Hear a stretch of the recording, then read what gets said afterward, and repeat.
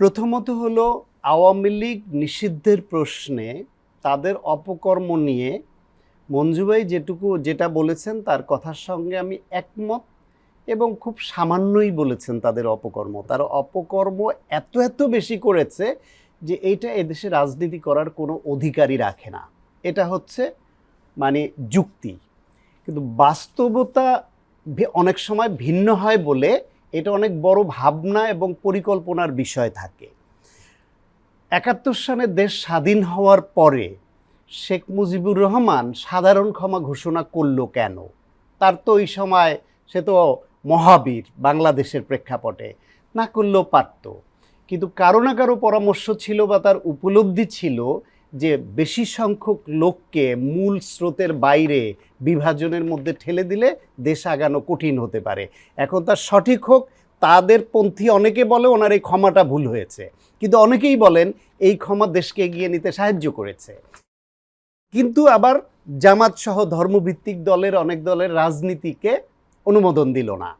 জিয়াউর রহমান এসে ওই শেখ মুজিবের যে সাধারণ ক্ষমার স্পিরিট সেটাকে আরও বড় করে করে নিয়ে সে সব দলকে ওপেন করে দিল যে হ্যাঁ সবাই রাজনীতি করতে পারবে।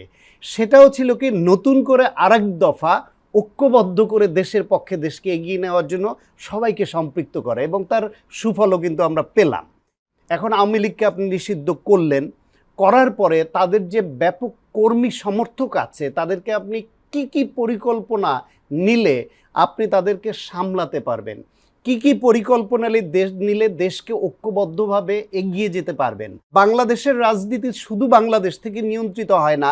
যে যত বড় কথাই বলেন, নানান রকমের খেলোয়াড় এখানে যুক্ত থাকে, সেই খেলোয়াড়দের আপনি কিভাবে সামলাবেন, মনোভাব, এরকম অনেক ইস্যু যুক্ত। আর একটা বড় ইস্যু আছে, সেটা হলো কাউকে আপনি নিষিদ্ধ করলে শুধু আইন দ্বারা নিষিদ্ধ করাই যথেষ্ট নয়।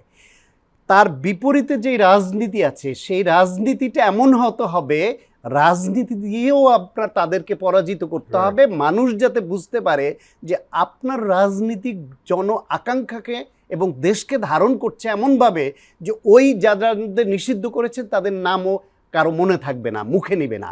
কিন্তু বাংলাদেশে সেই রাজনীতিটা প্রতিষ্ঠিত হয়নি। এটা দুর্ভাগ্যজনক, এটা সত্য, মানতে হবে। জামায়াত ইসলামকে যখন নিষিদ্ধের প্রসঙ্গ আসে, তাদের নিবন্ধন বাতিলের প্রশ্ন আসে গত আওয়ামী ফ্যাসিস্ট রেজিমে, তখন অনেক আলোচনায় আমরা এই কথাটাও বলেছিলাম যে আওয়ামী লীগ যে রাজনীতি করছে এই রাজনীতি দিয়ে তো জামায়াতের রাজনীতিকে মানুষের মন থেকে মুছতে পারবে না। সেই ক্ষেত্রে জামায়াতের যেই রাজনীতি, সেই রাজনীতির বিপরীতে তাদের থেকে বেটার রাজনীতিকে উপহার দিতে পারলে জামায়াতকে মানুষ এমনি গ্রহণ করতো না। ঠিক একইভাবে এখন আপনি আওয়ামী লীগকে এত বড় একটা দল, এত বড় সমর্থন, দেশি বিদেশি নানান গোষ্ঠী তাদের স্বার্থ রক্ষার জন্য এই ফ্যাসিজমের সঙ্গে যুক্ত থেকে 16 বছর তো তাদের সহায়তা করেছে, তাদের মাধ্যমে বাংলাদেশকে শুষে খেয়েছে। এই সামগ্রিকভাবে পুরোটা মোকাবেলার যে পরিকল্পনা, সেই পরিকল্পনাটাই তো বাংলাদেশ এই রাজনৈতিক দলগুলো এবং সরকার সমন্বিতভাবে নিতে পারেনি।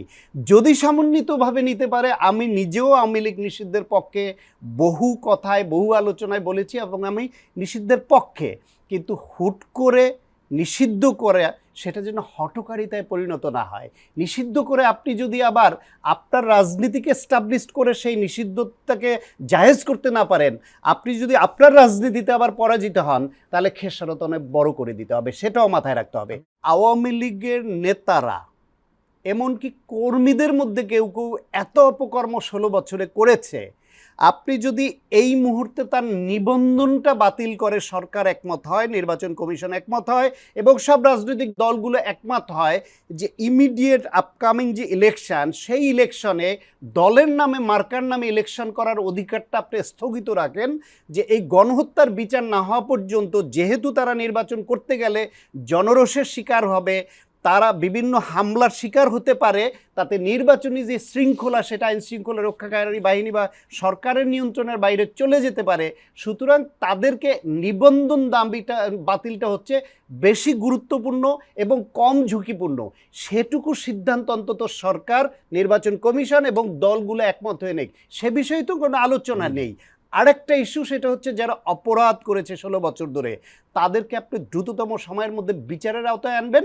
দেখবেন এই দলের মধ্যে এমন কোনো নেতা খুঁজে পাবেন না যে বিচারের আওতায় আসেনি। ফলে এই দলের যারা সাধারণ সমর্থক তারা যদি তারপর ওই দলকে পরিশুদ্ধভাবে করতে চায়, সেই সুযোগ যদি ভবিষ্যৎ সরকার বা এই রাজনৈতিক দলগুলো মেনে নেয়, একমত হয়ে মেনে নিবে। এই যে এখন ঝটিকা মিছিল হচ্ছে, যখন তখন এরা বের হয়ে হুমকি দিচ্ছে, এই আইন শৃঙ্খলা রক্ষার অবনতি হচ্ছে, সেইখানে তো আপনি এই পরাজিত ফ্যাসিস্ট খুনি গণহত্যাকারী তাদেরকে তো সাময়িকভাবে আপনি তাদের কার্য এই আইন শৃঙ্খলা রক্ষার স্বার্থে অথবা তাদের নিরাপত্তার স্বার্থে, আওয়ামী লীগের নিরাপত্তার স্বার্থেই তো আপনি এদের এই যে রাজনৈতিক কার্যক্রম নিষিদ্ধ